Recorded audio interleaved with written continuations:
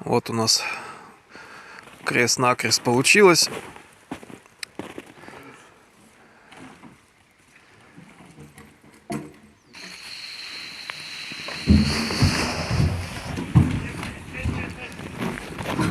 Пьяный фокус не удался.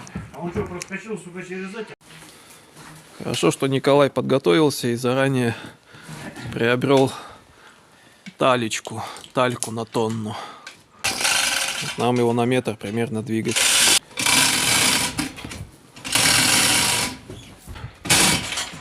Чуть-чуть еще. Я боюсь, что он далеко не ушел.